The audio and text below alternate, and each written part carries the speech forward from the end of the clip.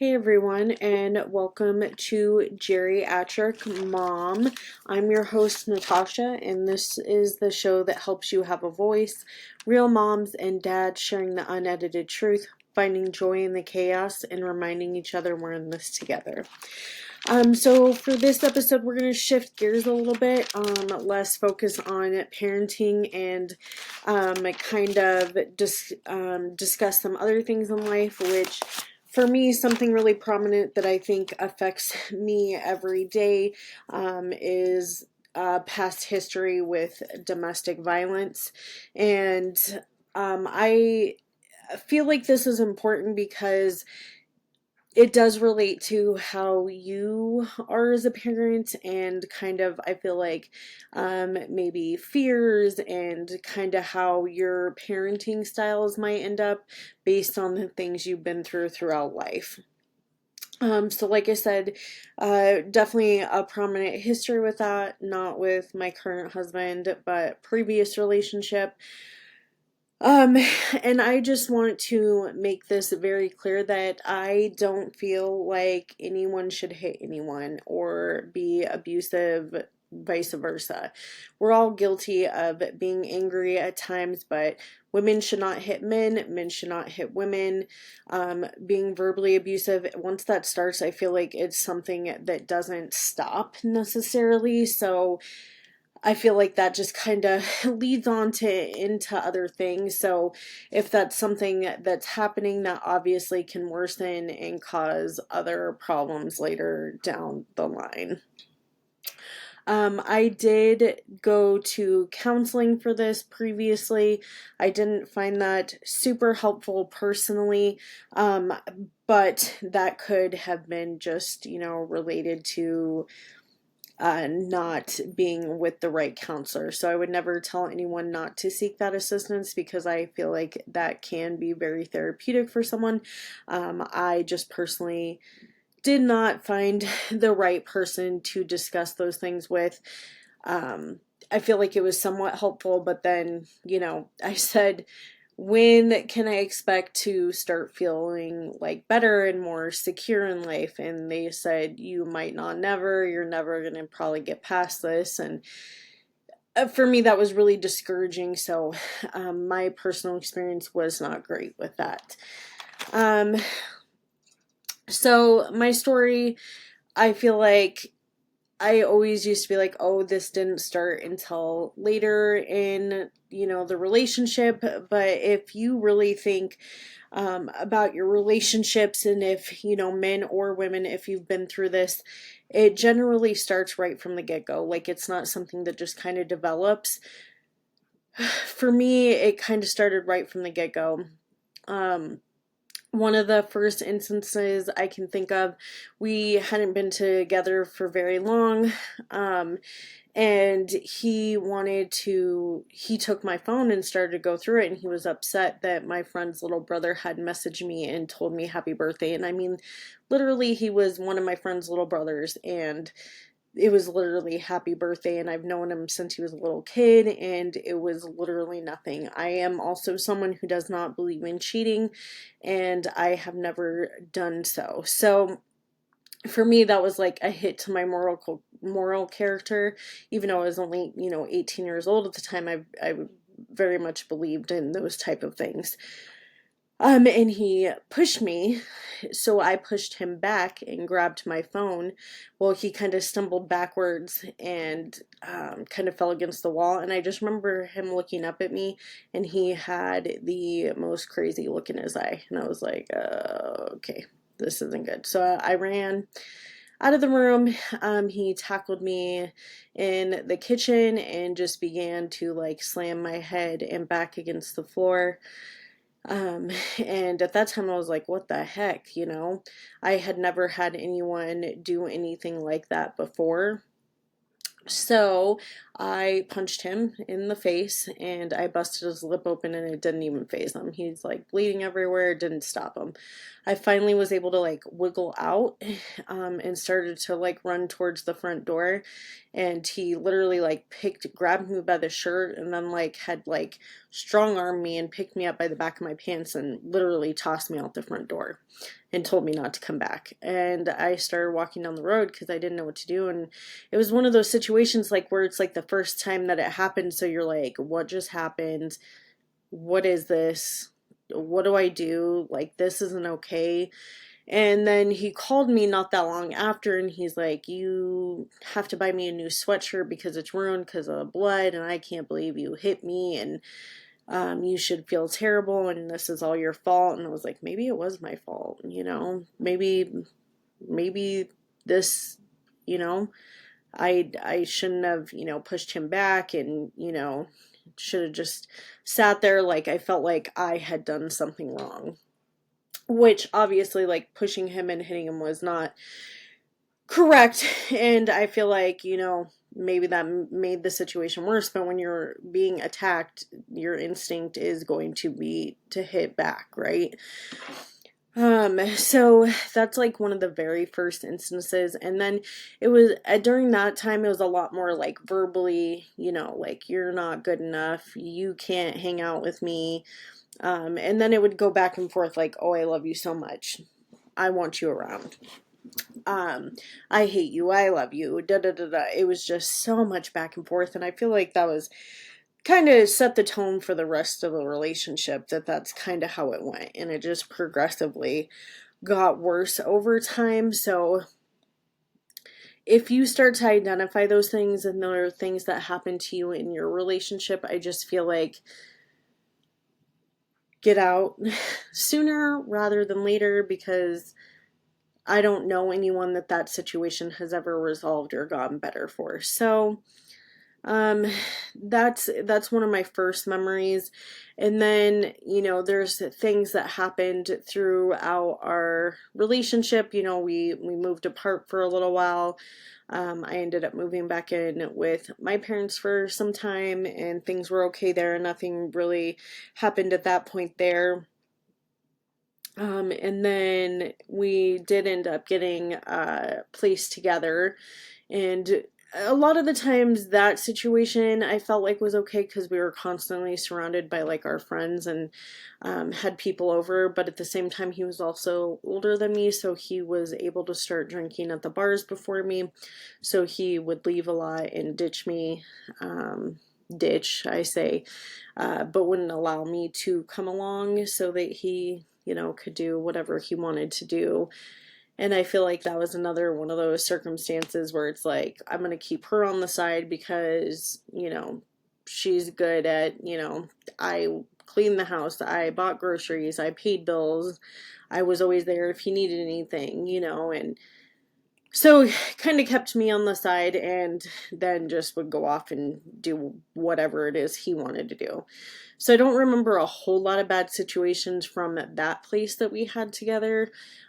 He obviously, like I said, he did ditch me a lot, and I'm sure he cheated quite a few times throughout that time, which is really hard mentally for people. So I don't think that people understand what mentally cheating does to the other person, and that can be just as horrible as being physically abusive too. So that happened a lot, and I did feel alone a lot, but we had friends around, so I feel like there wasn't very much like physical stuff that happened. We did get the police called on us a couple times from like yelling at each other and fighting about those situations, so that wasn't good. We ended up not being able to afford that place anymore. During this time, that person was struggling with their own battles, and everything started to worsen for their situation as well. Not giving an excuse, but that just kind of pitfall, and addiction was high throughout the relationship and did cause a lot of issues. So we moved into this little place that my friend had, and it was way more affordable and I could afford it by myself, and we were there. And that's kind of when things started to get worse too, like physically wise. I remember there was a couple times, like if I'd question him, or if he got mad at me because of like what I said, or if I asked about like rent, if he had it, or you know different situations that I had heard about with like other females and things like that, confronted him about it. I remember one time he took my laptop and he slammed it against the wall. And at that time I was in school trying to get my prereqs done for nursing school, and I didn't have money. So it's not like I could go just get a new laptop and stuff. So I kind of like barely got it back together, and like half the screen worked, and I don't even know how I got things done at that point, to be honest. But it was always kind of like a, if you're going to do this, I'm going to teach you a lesson type of situation. So if I made him mad, he broke something, and it was always something like important to me. So he broke that.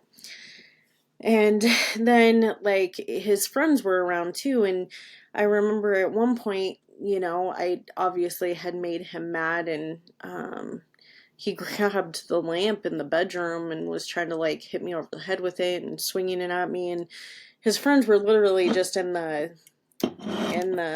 living room and just sitting there while everything happened. And I just remember afterwards them just being like, I'm sorry, Tosh, and I remember that was so embarrassing, to just be so upset and just to be letting someone do those things to you. And I remember like, this has to be my fault because, obviously no one else is reacting the way you think they would. So maybe it is me, and maybe I am wrong. And,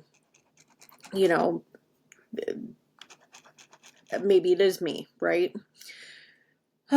So like I said, that's kind of how everything started off, and it was always very verbal too, like, you fucking bitch, you're never good enough. Any word that you can think of, I have been called. Just really like the self-esteem was insanely low. And so for this episode, obviously, I want to focus more on the domestic violence, but codependency always goes along with this as well. In most circumstances, right? So we'll talk about that at another episode too. But this is my experience with this, and definitely codependency definitely played a huge role in this. So for a while, it did kind of try to stabilize out for a little bit, and I always, felt like things would get better, and that is what they always said too, like, please don't leave, don't leave me like that, I need you, blah, blah, blah. And so I would always feel really bad and feel like that's something that I needed to do, and maybe it was my fault that we were in this situation and that I needed to fix it. During all this time though, it was like constant. He would steal my things and pawn them. He would take my credit cards, money, different things, and pawn them so that he could, enable his own habits. Sometimes I wouldn't know for weeks at a time, and then I'd just get this big bill for things. That definitely became like a big concern, especially with me becoming a nurse. I didn't want to be around those things. And at first I thought it was just kind of like a phase, and I didn't really think much about it. And then that obviously didn't end up being true.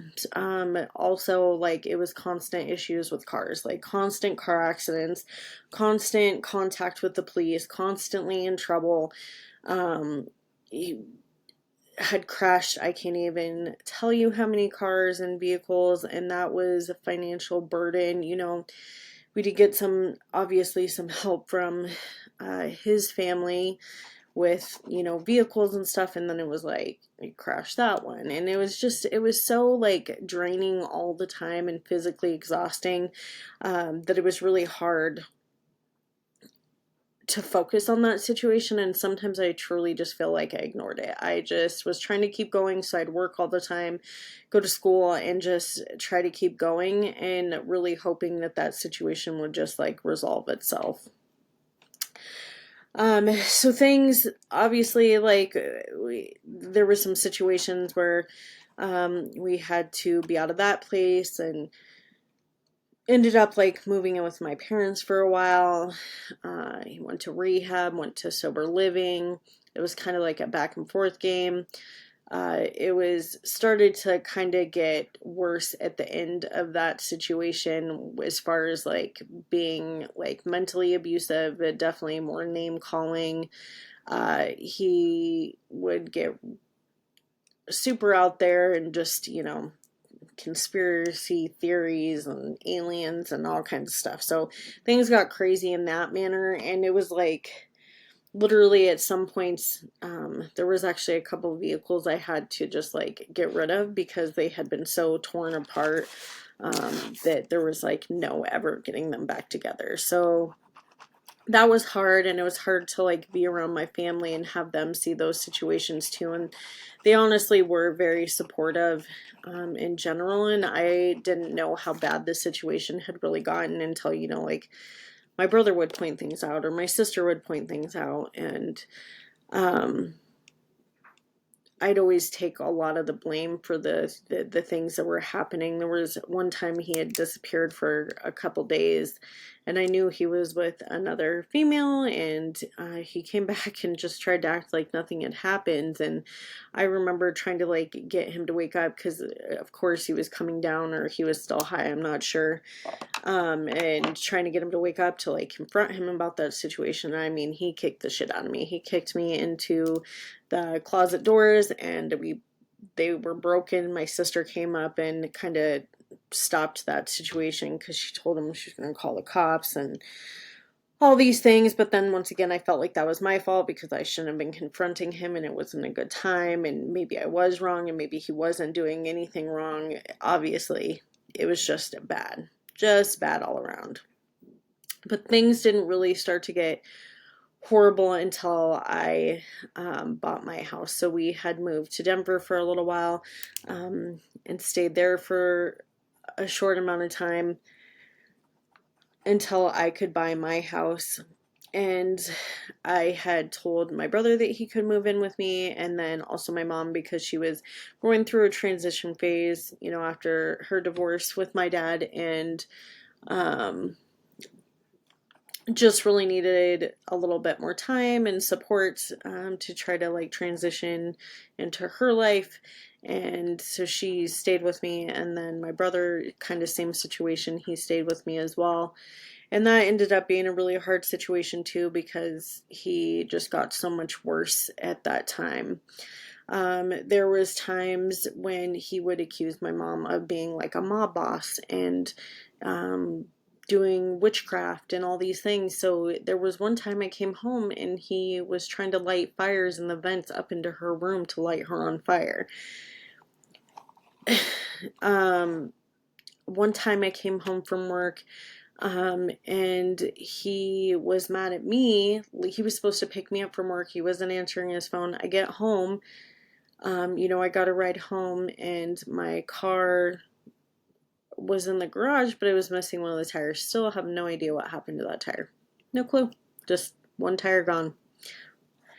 Um, one of the he would just invite like random people over to the house, so I was always like afraid, like when I'd go to work, like who was gonna end up in the house, because he would just have like these random people that he met come into my house. And you know I ended up like keeping like anything that was like super important, which wasn't very much, but like my grandma's wedding ring and stuff like that.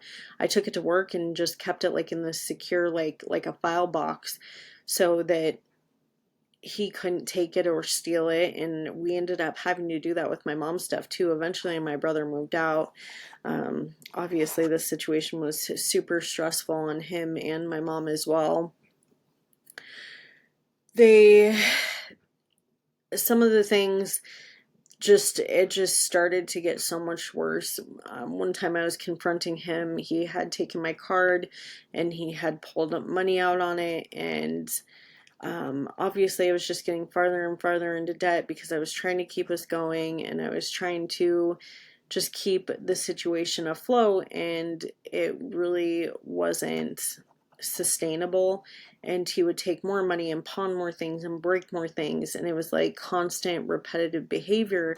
And I remember I just was telling him one night, I was like, I can't do this anymore. I don't know what you need to go do. I don't know how this needs to end, but like this cannot keep going like this. And he just straight up punched me right in the face. I remember that was like the first time he just like straight up decked me. I still have a scar under my eye. I super glued it shut, and I just remember like at that time, like I felt like it was my fault because I was so frustrated with him that, like I had been yelling, and I was trying to tell him to leave and get out, and I felt like it was my fault that had happened. So I tried to fix the situation and tried to uh, cover it up pretty much, told everybody I got hit in the face with some tile that fell off the ceiling because I had this ghetto bathroom that the ceiling really was starting to fall off. The tile was, the ceiling was tiled, first of all, wrong, and it had started to fall, so I tried to say that it hit me in the face. Well, obviously everyone, I feel like, knew that that wasn't true. It was constant breaking things in the house, so he'd kick in doors all the time, and he broke a window, he broke the screens, he was constantly like taking knives to the walls, and so there was like these huge deep cuts in them. I would be trying to get ready for work to like get out the door in the day, and he would, like trap me in the kitchen and try to get me to give him money. There's a couple, like we had to redo a lot of the stuff in the house because there was holes in the drywall from him like slamming my head against the drywall, or he'd punch holes in them or kick holes in the drywall. So there was just so many spots. One time he took this huge roll of like, it was like insulation, and he threw it through one of the walls, and it just left this like huge gaping hole. And I just remember like thinking, like, I worked so hard to get this house, and it's just been constant battle and bullcrap the entire time. And everyone might think, oh, why didn't you just kick him out or get him rid of him? Well, he wouldn't leave. And at that point, I was so legally obligated to the situation, and couldn't just kick him out. Like I couldn't, I had to like go through like a whole evictions process, like had to like tape signs up on the door, and had to, get things for him to sign for us to like be legally apart. And so that was a whole shenanigan in trying to get him to upload it and pay for it. And this entire time, then he'd be like, I hate you, I love you, I hate you, I love you, like it was still that constant back and forth. But it was constant breaking things in the house, and then it became more and more physical. He would chase me around the house with knives. I remember he cornered me in the kitchen one time, and I literally thought, like, this is it. Like, this is how I'm gonna die, And I just remember, like, being so scared and not knowing what to do. And then, like, I felt so bad, too, because my mom was there, and so I started to become concerned that he was going to hurt her too. He had rushed her outside one time. She had gotten annoyed with him and finally had enough and told him to stop like taking apart things on my car. And he actually like ran up and like pushed her over and threw her phone on the ground and broke her phone. And we did end up calling the cops, and she did end up not pressing charges, and he was supposed to leave, and then that turned into a whole situation where that didn't happen. So it was just constant battle. I remember he was always trying to like ruin things on the house. Like I don't even know where he got these cans at, but he'd get cans of foam and just like put foam all over the outside of the house. And so then I'd have to like go and scrape it off, and that messed with like the siding on the house and caused issues. I had a Chihuahua at that time, and he was really old at this point. Like he had like no teeth, and he really couldn't do anything, but he would fight for me till the very end. This guy, he always defended me, and he picked him up and threw him against the wall one time. So I remember every time like he would come after me, then I started to pick him up, and like I'd be running down the road with my little chihuahua, and you know, you think like, okay, I called the cops and they're gonna help. Well, half the time they ended up telling me like if, you know, like I tried to like push him off of me, or um because I never really like fought back, like especially in the later years. I really, you know, would like try to kick him off of me or push him off of me, but I never like hit him or threw things at him or did anything like that, because I didn't want to hurt him. That was not my goal. Like I didn't want to be that person that was like causing these fights and stuff. Like I don't believe in that. And they would tell me if like, you know, oh well, he said you pushed him, and you know, or you like kicked him. I'm like, yes, like he was on top of me, you know. And they would be like, well, you both can go to jail then. So I felt really helpless in the situation, you know, that like literally one of the officers told me not to fight back. So I stopped. And a lot of times it got to the point where I felt like I was gonna die. There was a few times that his favorite thing wasn't so much like punching. Like I only got hit in the face a couple times, but um like kicking was his thing, and he'd like catch me from the back and like smash my head into the ground. I remember I have like this snaggle tooth, as everyone can see, like my bottom teeth are not straight, and he pushed my head so hard into the ground that my bottom tooth came through my lip. And I finally got away from him, and I would always go to work because work was my safe spot. That's where I could go to feel safe, and that's where I just wanted to be safe. So I remember like super gluing my lip at work and just like being so scared and so upset all the time. I literally slept in my clothes.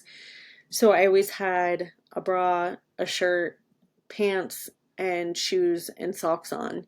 And I would sleep with my backpack fully packed, like with my car keys, my wallet, everything I needed. So in case I needed to run, like say, because he would just like disappear for days, and then he would, like a few days, and then he would just like come in. He would just come back, break in through the window or the door. And if I didn't leave him unlocked, he'd break things. So he would just come in and then start attacking me or whatever the case may be, and I would run. I would literally just grab my stuff. I never really slept. I mean, like, I really didn't sleep for a few years at that point. Um, and things got like a little better for a while, and then I would feel really bad, and like he had no one else. Like I thought I was the only one that could help him, and then, you know, you're in the end, you're really not helping them, you know. But in your head, you've convinced yourself that you're the only one and that it's your fault and all of these things. Um, some of the other things that like, so the big things that really affected me throughout time was like he really liked to choke. That was his thing. He would choke me out. I like would start to lose consciousness, and um I remember there was a couple times he caught me when I was in the bathtub, and I thought I was gonna die, like he was gonna drown me and I was gonna die, and that was the end of it. So like there's no windows in the shower, so I remember just having to shower really fast, and I just remember like being so scared every time I went to like take a shower or anything that he was going to catch me in that room, and that's like where I was going to die. Like that was going to be it. So I was terrified for a really long time to take a bath. I just started taking baths again, and I don't do that unless my husband's home and he's here, because I still don't really feel that safe. And it was super insanely scary. There were times I'd be trying to get ready for work, and he'd like grab me and like throw me out the door and try to grab all of my stuff. So I remember I would just go to work and just try to like get through the day, because I didn't know what else to do. Like my job was like one of the only things I had at that time. So it was literally like my safe place. Another thing he would do is he would hide like in the rafters in the garage and like jump down off of them and attack me, or he would get on the roof because we had this overhang and he could just kind of like grab on and hop up there and he would attack me. And like I said, I always kept my backpack, so I pretty much always had my backpack with me, and he would grab my wallet and run with it, and he would take money that way. Or if I tried to, if he had a vehicle and I had a vehicle, if I tried to take off, he would like follow me and he'd like ram my car, trying to like push me off the side of the road. There was a few times that, I said I would take him to his friend's house so he could go do whatever he wanted, and he would end up overpowering me. I don't know why I ever thought like I could like get through it, but he'd overpower me, ended up taking the car, and I'd get left in the middle of nowhere. I can't even tell you how many times that happened. One of the worst times, we were back behind in Loveland behind like the Chili's over there, and I remember he wanted me to give him money, and I said no, I'll take you to whoever's house you want to go to, but I'm not giving you any money. Like I can't like, and I really didn't have money either. And he started to try to like grab me by my hair and tell me he was gonna fuck me up and do all these things. And so I grabbed my backpack and I tried to jump out the door. Well, he at the same time had grabbed the door and like slammed it, so part of the backpack got stuck in the door, and I had it like half on and half of it was stuck in the door, and he started to just haul ass in my car, and I'm being drug along. So I had road rash, and I had hit my head, and I did get to keep my backpack, but my phone was on the car, and I still don't know what happened to that phone. I think he probably traded it for something, but I had to go into a Chili's all messed up looking, and the only phone number I could remember was my mom's. So I had to call the school where she worked so that she could call my brother or someone to pick me up. And it's just, you think about all these things and it's so embarrassing, and and I look back now and I'm like, how dumb did I have to be to like keep doing that and keep going through that? I mean, it was like a daily thing. Like, this wasn't like a once a week thing or a once a month thing. Like, it was every single day that it was like hellacious. Like, every single day started to be torture for me, to the point where I just wished I wasn't there. I just wished I would go away so that it would just all be over and it would stop, because I didn't know how to get out of that situation at that point. Like, it was so far in.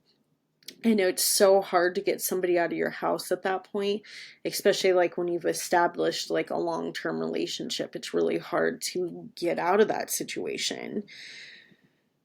Another thing he would like to do would, if I was in the car and, he wasn't getting his way, like as far as, like obviously getting money, or if I said I was done and I was gonna get rid of the house or whatever the case may be, and if I upset him in any way, he would try to haul ass on the highway as fast as he could towards other cars or towards other like concrete barriers. And still to this day, like when I'm on the highway and someone else is driving, or if even someone is driving in town, like driving me around, I freak out. I'm always afraid they're going to hit the car in front of me, or they're going to hit the concrete barriers, or, and those are some of those feelings that have like never went away, is just like the fearfulness of that.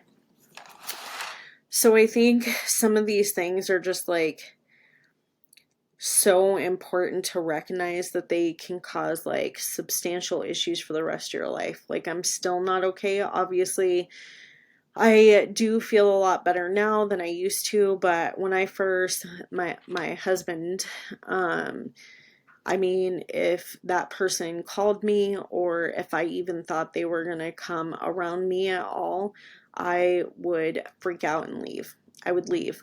I would just take off, grab my stuff, and just like, and I just remember I would sit places for hours, like parks and stores, and just so worried that that person was going to show up at the house and I didn't want to be there.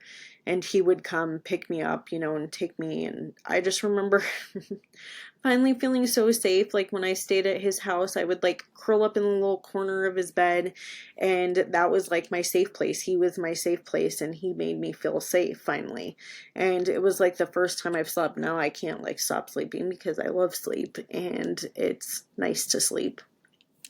But it took a really long time for that to happen. And even if I certain things happen now, like if I smell vinegar, like he used to cover the house in vinegar and salt because it was supposed to exorcise the demons out of me because I was the devil. He poured gasoline all over the house, so now like when I smell gas, I just think of it like my whole house smelling like gas, and him saying he was gonna light the house on fire and, kill us all and lock us in there while we were sleeping. Um, yeah, it was just such a bad situation for everyone around. Everyone in that situation was not in a good place, and it was definitely not positive for anyone at all. His family, my family, me, my siblings, everyone involved. It just really put a lot of tension on, and it's taken a really long time for me to get to a place where I finally just, it is what it is. Like everything that happened, and I feel like everything happens for a reason, and I wouldn't have met my husband without being in that situation and coming to this point in life now. For other people, whether it's men, whether it's women, whether you're both codependent, one's codependent, one's has addiction issues, one has anger issues, whatever the case may be, I just feel like stop that behavior as soon as you can. If you recognize that in yourself, I feel like going to talk to somebody is highly important. And I feel like a lot of that comes from not being able to trust the other person. And then eventually, like, you just don't like each other so much that it turns into this situation that neither one of you can get out of. But it's really important if you are being hurt, obviously those situations, which I'm glad it never came down to that, that I was physically hurt or the other party was physically hurt or, anything like that. And finally, we're finally able to walk away, but it took a lot. It took, he wanted to go stay with one of his friends, and so he did. And I took all of his stuff over there, and I just remember, this person that he was staying with wasn't one of my favorite people by any means. Had a hard, time accepting them, but they called me and they said, I am worried. I really think that he wants to kill you, and I don't think it's a safe situation for you guys to be around each other anymore. And I don't know why, because it's not like that was the first person to say that, but I had to have him out of the house for 30 days before he couldn't have any obligation to be able to come back to the house. So that was part of like the whole eviction thing, that they told me he had to be gone for 30 days. And I had all these security cameras up. They were constantly recording and being sent to like a place where like I couldn't alter them and everything, so that I could prove that he hadn't been here in that time. But she called me and she told me that, and I don't know why it hit so hard, but I was like, okay, I really have to be done with this. Well, I think he made it like 2 weeks before he ended up getting kicked out of wherever he was staying. So I ended up going and putting money on a hotel for him where he could stay. And it was like a couple weeks worth. Or like a week's worth. I think I had like enough for like a week to stay at this crappy hotel. But at that point I was like, well, at least I know he's way far away from me. He's still going to be gone away from the house. He has somewhere to stay, so I don't have to feel bad like I'm the reason why he's homeless or the reason why he's failing, like that he doesn't have somewhere to go, and I bought him groceries and all these things. And he had the balls to like chase me around the parking lot at this hotel where I had gotten him all of this stuff, like food. He had a place to stay. He had everything he needed to go get a job. Bus transport, everything he needed to just start like doing everything at that point, and he was trying to take my keys, so he had my car, and he was trying to take my wallet, and it was this whole shenanigan. Well, he ended up I went back to put like a few more days of money on there, and the lady was like, no, he can't stay here anymore. He's the most disrespectful person I've met in a long time. He doesn't listen. He doesn't care. He can't stay here anymore. And I was just like, I'm done. I'm done. I can't help this person anymore.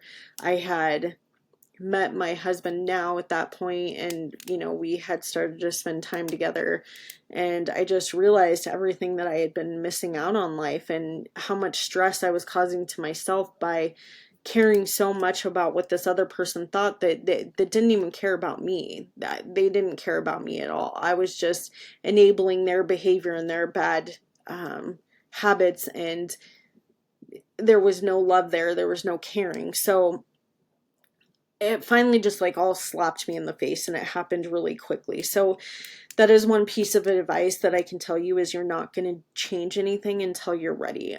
But I do believe that the sooner that you do that, the better for you and the better for your mental health. And then not on their end too, it helps them get their own help. But you don't want to be in that situation, especially if you have kids. I was lucky I didn't have kids or anything at that point, and I didn't have to worry about anyone but myself, except that I did start to worry about like my mom, and then like I also had animals, right? So I had dogs and stuff that I was concerned about being hurt in the process as well, and I love my animals. Everyone knows, more than anything on this earth. So reach out, talk to people, just keep that open communication, keep calling 911. It's not wrong for you to fight back. It's not wrong for you to try to get out of those situations to keep yourself safe. There are women's shelters all over the place, so you can reach out to them. They can help you get clothes, food, help you get on your feet, especially if you have kids. I feel like it's so important that they don't see those things, so they can definitely help you. There is a national hotline too for men, women, whoever the case may be, and it's 1-800-799-7233, and you can reach out to them, and they can help with resources in your area and help you get to a point where you're safe. If you can't call, you can also text 88788, and you can say like help. They can try to send assistance to you if you can't speak to them on the phone. One thing I can say that I did too is that I had a system with a couple friends that, we had like words that we would use, that if we didn't feel like safe, they could call, or they could send like the police to the house if you weren't okay, like coconut. If I send coconut to you in a text, or call you and say coconut or something, send the cops to my house, whatever the case may be. But really like having that extra line of defense if you need somebody else to help intervene. The Colorado website has lots of resources on there if you're in a, domestic violence situation. So you can definitely take a look at those different resources.